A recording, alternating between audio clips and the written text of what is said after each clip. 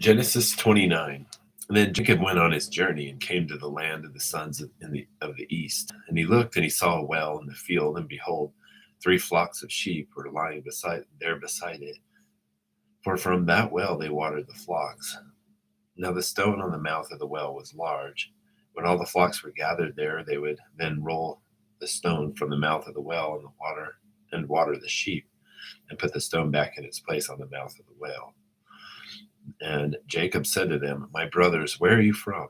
And they said, We are from Haran. And he said to them, Do you know Laban, the son of Nahor? And they said, We know him. And he said to them, Is it well with him? And they said, It is well, and behold, Rachel his daughter is coming with the sheep. And he said, Behold, it is still high day. It is not time for the livestock to be gathered. Water the sheep and go pasture them.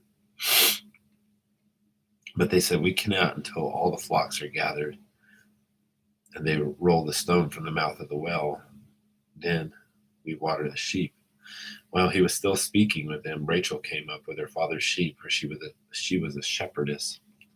And it came about when Jacob saw Rachel, the daughter of Laban, his mother's brother, and the sheep of Laban, his mother's brother, that Jacob went up and rolled the stone from the mouth of the well, and watered the flock of Laban, his mother's brother.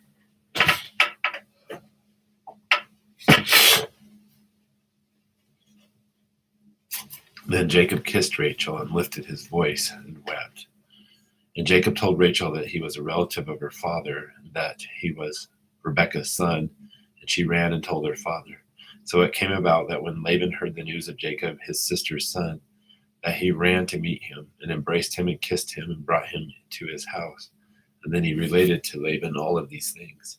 And Laban said to him, Surely you are my bone and my flesh. And he stayed with him a month. Then Laban said to Jacob, Because you are my relative, should you therefore serve me for nothing? Tell me, what shall your wages be? Now Laban had 2 daughters. The name of the older was Leah, and the name of the younger was Rachel. And Leah's eyes were weak, but Rachel was beautiful of form and face. Now Jacob loved Rachel, so he said, I will serve you 7 years for your younger daughter Rachel. And Laban said, It is better that I give her to you than I should give her to another man. Stay with me. So Jacob served 7 years for Rachel, and they seemed to him but a few days because of his love for her. Then Jacob said to Laban, Give me my wife, for my time is completed, that I may go into her. And Laban gathered all the men of the place and made a feast. Now it came about in the evening that he took his daughter Leah and brought her to him, and Jacob went in to her. Laban also gave his maid Zilpah to his daughter Leah as a maid. So it came about in the morning that, behold, it was Leah. And he said to Laban, What is this you have done to me? Was it not for Rachel that I served with you? Why then have you deceived me? But Laban said, It is not the practice in our place to marry off the younger before the firstborn.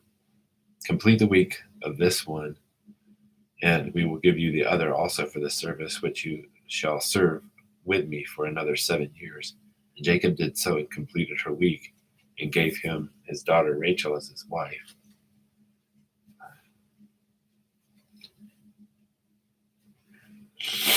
Then Laban also gave his maid Bilhah to his daughter Rachel as her maid.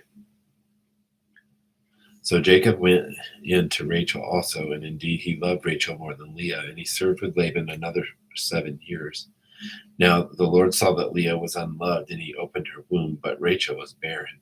And Leah conceived and bore a son, and named him Reuben. For she said, Because the Lord has seen my affliction, surely now my husband will love me.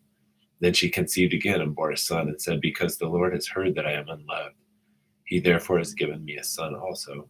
She named him Simeon. And she conceived again and bore a son, and said, Now this time my husband will become attached to me, because I have borne him 3 sons. Therefore he was named Levi. And she conceived again and bore a son, and said, This time I will praise the Lord. Therefore she named him Judah. And then she stopped bearing.